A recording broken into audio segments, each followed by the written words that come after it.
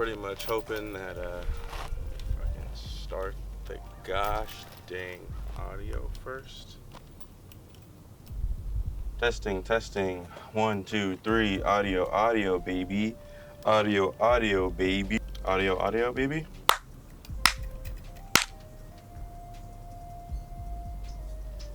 I wish I came out here a little earlier so that I can get this light skin lighting. But in all seriousness, this is Chino Hills. I'm in Chino Hills.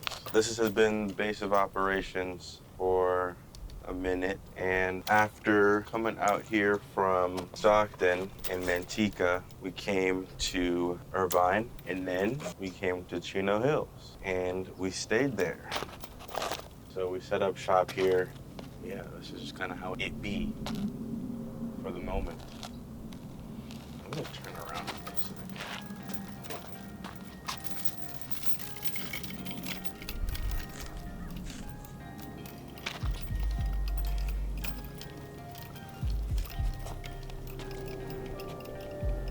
Yeah, I ended up getting a lot off my chest last time I spoke and everything, and felt good, but I still felt like there was some stuff that needed to be cleared up, or at least not cleared up. There was stuff that I still needed to get off my chest. Some of it was just, the fact that it's taking years to get this short finished, throughout a parallelogram. We got it done amidst a paying. We were pretty much against all odds and at all ends. What am I trying to say, bro? It's been a brutal few years, and it's been a long time coming. It's just crazy that it's crazy to even think that there's an end, and that it could possibly.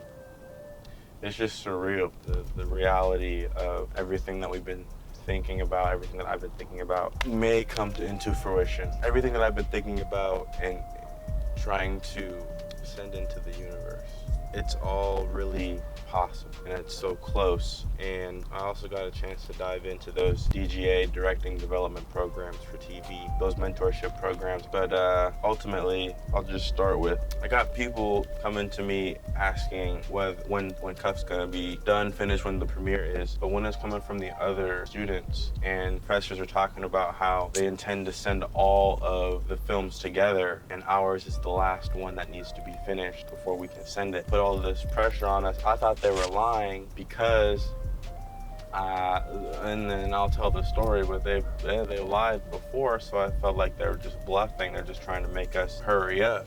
But for the most part, that wasn't the case. They were not lying. They were not bluffing, because one of the other people working on the shorts in my cohort ended up talking about, they reached out to me multiple times asking what's up, and I've given them what's up, and I've never received a response. And I just figured, okay, it is what it is. It happens all the time. Businesses and schedules, whatever. I'm not tripping about it, but I rarely speak to that person anyway. And so, the next time they come out and speak to me, it's the new year and everything, and it's just point blank, yo, where's Cuffed at?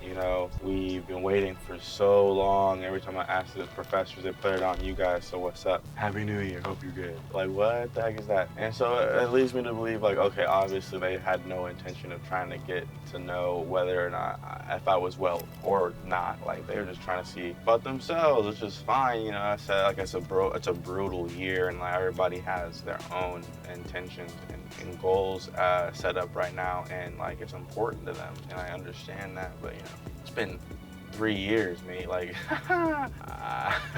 and I feel like we haven't been getting straight answers, and there's nothing that I can say that helps you, this guy, other than that we haven't finished it yet. And it's not even up to us. It's literally in the professor's hands at this point. So the fact that they've been putting it on me and my crew hurts my feelings. But it doesn't hurt any more than what I've been through in the past 3 years. So yeah, I want to get that off my chest. That's just whack. That was like really upsetting. It was an unnecessary anxiety, and it got me riled up. So I obviously didn't respond, you know what I'm saying? They're not responding to me. And like I said, like, we've all been waiting. So what's the difference in like not hearing a response? Just gonna wait along like the rest of us. We're waiting on them just like everybody's waiting, you know? So it is what it is.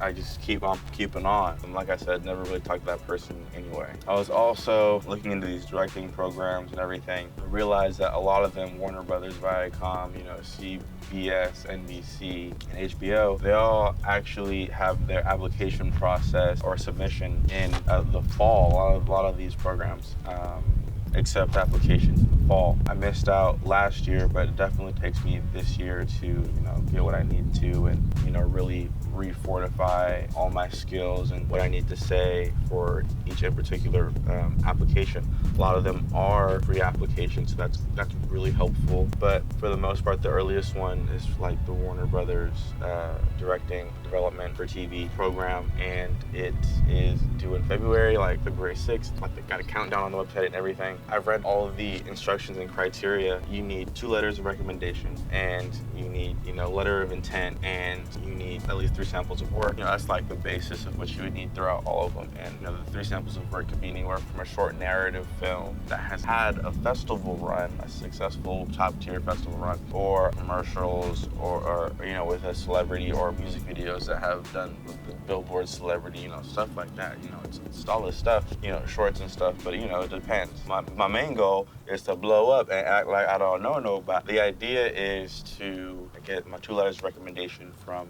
Sterling K. Brown and Leonard R. Gardner Jr. Also do 2 more works, directorial works for the fall, so that I'm able to have somewhat of a festival run with those works before submitting into a directing program. So the idea that I had is to recreate this idea I had for this superpowered boxing anime world that I created and wrote a couple years ago. I also wrote the pilot, 24-page pilot, so I'm thinking, you know, it's obviously going to be very animation driven. And I'm going to go see if that camera is recording, because the sun is pretty much in my face. So that camera wasn't recording.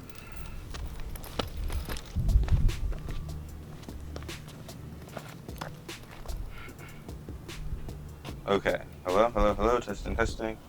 All right, so that camera wasn't recording for some reason, but I adjusted it. I was talking about a superpowered boxing anime idea that I have. And I wrote the pilot, 24-page pilot, and I think it's gonna be very animation driven. Obviously, I want it to look dope, feel and sound really great. And the characters I feel like are gonna be really dope. But like I said, the idea is for it to be an animation. That's why I also am interested in the Milestone Media, you know, Access, HBO, and Warner Media Access adult animation programs, because I grew up on that stuff. I love cartoons. But also comic books too, and like superheroes and like concepts, and that's what made me really appreciate the art of storytelling and just sketching, you know, drawing, being able to make, you know, convey a story just out of pictures. You know, it's like a universal language, really.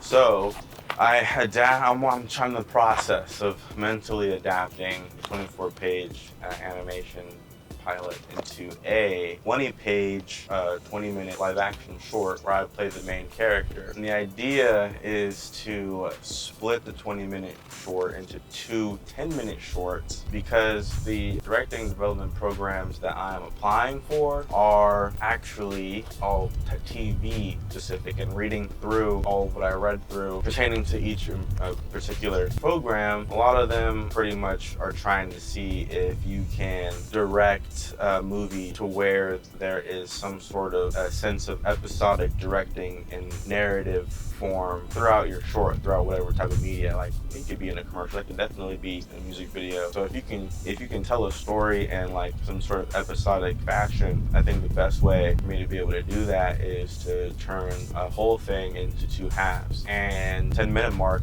is definitely a solid point in which I'm trying to break the story in half to create two separate stories. And so far so good, it's working out. And ultimately it would show that I can direct and have their be some sort of episodic aspect in mind when submitting to these programs. I'll have one cuff, which is all a standalone, you know, kind of really deep art aspect. Then you'll also have my game plan, the stuff that I'm really trying to do, but it also will serve as, you know, a concept for my anime idea that I want to do later on. So it's all good stuff. My first half of the film is supposed to be 10 minutes, obviously, and it's going to deal with 2 locations. I have it down to 2 locations, which is dope, and I have the other location, the other episode has 4, so yeah, 6 total, but ultimately it's like an auditorium and an alley in the first episode, and then the second episode there's, oh actually I lied, there's an auditorium and a bathroom and an alley. The second episode there's a street, and then there's a kitchen, and then there's a bedroom, and then maybe the father's bedroom. Maybe I'm tripping, so that was 4 in 3, so 7 locations. But honestly, a lot of these places, it's as simple as going around the corner in the hallway and you find a bathroom, going around the corner in a hallway, and or, you know,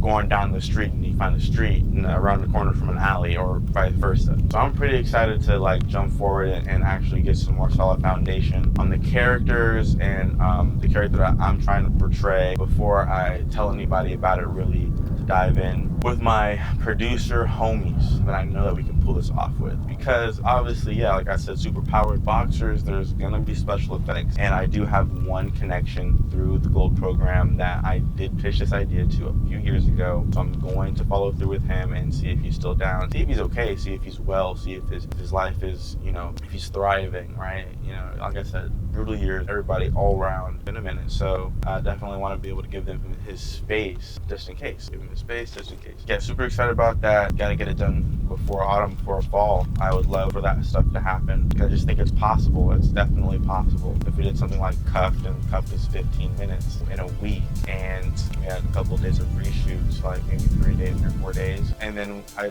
also did the, I wasn't part of production per se, but the short film directed by my friend Kelsey, she did that, you know, she wrote that in 3 days. Not talking about the writing aspect, but, you know, we shot that in like a weekend. Okay. And then honestly 2 days total, because we did a day of reshoots in Fresno. We went all the way out there. So, and this is amidst the pandemic,